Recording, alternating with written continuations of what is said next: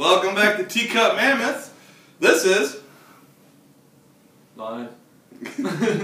Ben. Oh, greetings. This is Ben. That's right. And I am Matt. It's not like I just said I am mad. You just said that like you're teaching people to speak English. I am Matt. Which way to the bus station? Yo soy el Matt. Donde está el bus biblioteca? I didn't know you spoke whale. Yeah, I speak whale so well that once time the cast of Star Trek came back to retrieve me from 1986 just so I could talk to a space probe. You know what? I've watched some of the older stuff we've done, and I realized I feel like I look like my head's like way back here. Like I'm doing the whole episode like this. This is how I'm gonna do it from now on. Let's sit this way. I'm gonna cuddle. Man, wake up. It's time to do an episode. Oh. You've been like lying on the edge, so you've got like drool, leather couch face. Yeah. Crease in my face. You can see my face. That's why I don't have a very pretty face. That's why I have such a huge beard. That's why I have mine. I look better the less of me is visible. That's what I say. The less of me you see, the better I look. Oh man. So there you are. We have established that neither of us is liable to be swept away from our daily humdrum lives by Hollywood people being like, "You gentlemen, you are the next Scarlett Johansson. But only two of you together." You're like the next Scarlett Johansson Voltron. We're more than the sum of our parts. Yeah. We are. I think we are. Yeah, I think we are. So yeah. Awkward silence time. So let's see. You asked me about the speeding ticket. Time for me to kick this one off. Have you ever seriously thought about buying several bolts of cloth? No. Me neither. Okay. Cool. Right on. Yeah. So, how do you feel about pizza cutters? I like we're doing throwbacks already, stuff. No one's gonna know what's going on. No one knows what's going on anyway. Oh, that's a good point. My mom watched the first one. Oh, really? And she told Jean, she was like, "Yeah, that's interesting. I'm glad Matt and Ben are friends." Great. Maybe it wasn't my mom, it was someone in the family. Great. I'd like to thank the one person who has actually left us a comment and he was like, "I like it, I dig it." I was like, "Thanks a lot, man." Thanks a lot, person. Whatever state you're from, tell us, so we'll only speak well of it. Right. Unless you're from Delaware, in which case we're already sorry. Yeah. It helps if you're from an awesome state, like Peru. Peru's not a state. Peru's a state of mind. You're right, Peru's a way of living. That's right. You wake up, hop off your llama, going out to the coffee fields. Do they have coffee in Peru? I think so. Yeah. They should. Yeah, llama coffee. Llama coffee. Have you heard about that coffee that it's supposed to be really expensive. This is it. I have no information other than this. We've got nothing else. But apparently, like monkeys or something eat the coffee beans and they poop it back up. Oh, the weasel poop coffee. Yeah. Would you drink any of that? After it had been washed? I mean, I'm a big fanboy for weasels. Anything weasels do, including pooping out coffee, I will defend to the death. I don't know. I get the image of like a weasel on the barista. I mean, yeah, you don't just get the weasel, hold it over the coffee thing and squeeze it's it. Like it sits on the counter, the barista grabs its tail. And so you put a weasel in like a caulk gun. Just pull it back. Well, yeah, apparently the coffee... the little thing to its butt. Like... Weasel goes... You're like, coffee! It's like the espresso machine where it's this huge shiny brass thing with like weasels sticking out all over it. You turn it on, steam starts shooting out of it, and the weasels all start thrashing around. Some Scottish guy runs out and be like, "She can't take much more than this." And then finally it produces a minuscule amount of coffee. You give it to the guy and you're like, that'll be $17.50, sir. Yeah. But yeah, apparently there's weasels have some magical inner chemistry that as the coffee beans process through them, it mellows them. And yeah, that's weird. Well, I mean, alcohol is really just sugar that bacteria have pooped out. Thanks.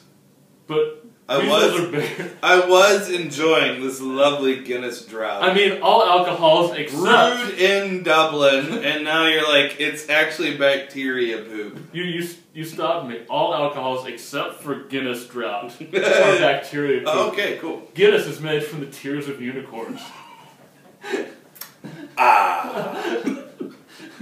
They just got this whole field of unicorns that do everything to make us sad. Yeah, like, your puppy died! You suck!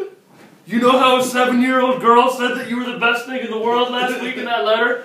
She was just being nice, you suck! Horses don't envy you! The Pegasus is cooler. They've come out with a new unicorn with 2 of them. It's called a goat.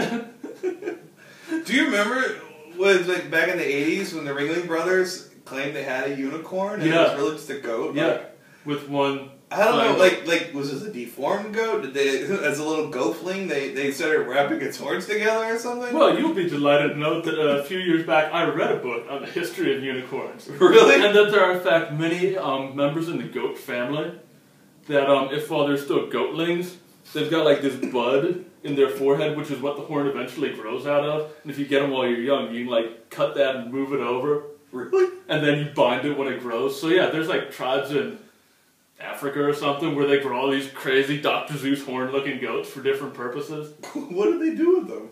I don't know. Like, don't answer that. They eat them eventually. But like if you grow a goat to be like the unicorn goat, because he can impale stuff, he'll be the boss goat. Really? And all the other goats will do what he says. Yeah, so there you go. You've been entertained and educated, general viewer. Here's something to bring up at work in the morning. You'll be like, hey man, did you know about unicorn goats? Remember goats back in the 80s? Yeah, those were the days. So it wasn't a trick goat. It was a real goat. There was a real horn on it. Yeah, probably. Unless they were really lazy and you just got a goat and like chin strapped it on there. You know, I bet obviously the Ringling Brothers and Barnum, P.T. Barnum are dead. So whoever... No, he's frozen. What? He's like Walt Disney. Are you serious? No. Oh. He might have had himself frozen so he could charge admission to see dead him. You know, he would have done that if they could have. I mean, I hear he was a real real like art kind of guy, yeah. But I imagine the CEOs of Ringling Brothers and Barnum Belair are like, you know what I just saw on National Geographic last night? These goats from tribes in Africa where they take the horns and they do this with them. The genesis of the idea. Yeah, and the other guy really goes, yeah, so they go to Africa, they check it out, and they pay some African tribe like 12 strings of beads or something for one of these goats. To make him a custom goat. Yeah. No, they don't even do that. They just buy one that's in the lot already. They don't even get one of like the custom upholstery or stuff. Like, what do you have them in? You have the goat? Awesome. And they get it and just claim it's a unicorn and like... What if they do that for everything? Like they get all they're like, man, I was watching this thing on the Discovery Channel. They got these things in Africa. They're like cats, but they're bigger and all and they're growling and stuff. They got stripes. Get on the phone with Bill down in acquisitions. I think we need one of these. Maybe we could teach it to do stuff. I just saw the Mini Cooper. You know what? I thought, how many clowns could we get in that thing? It's a little car, and clowns, a lot of them take up a lot of space. Wouldn't it be a jarring yet humorous juxtaposition? We could put all these clowns into the little car. What would that say about our modern consumerist outlook and our bourgeois lifestyle? I think that it would challenge a lot of people's predispositions about the universe in which we live in. Or it'd just be really funny. Yeah. Oh, and we could give one of those clowns those shoes where they go fart, fart, fart when he says That's a great idea! Yeah! Make it happen! You, over there! And you know, like in some jobs you have to dress traditionally because people expect it.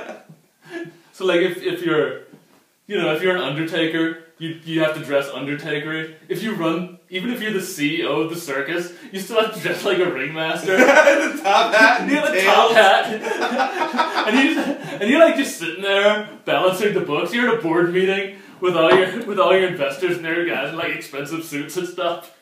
And you've got Mr. CEO, can you take the hat off? You're blocking. Your hat is blocking the PowerPoint presentation. It's like one of those, like an over the top, Tim Burton kind of top hat where like bulges out. You got like the Sgt. Pepper lapels and everything. The ooplas, or yeah, the oopla. Is that what they're called? They are now. Epaulets. Yeah, the ooplas. I'm gonna go to a tailor shop now and be like, I want a jacket. Give it. I want the ooplas. And just leave it at that and see what they give me, and be pleasantly surprised with whatever it is. Right on. Well. You all go out and get your ooplas done to your jackets.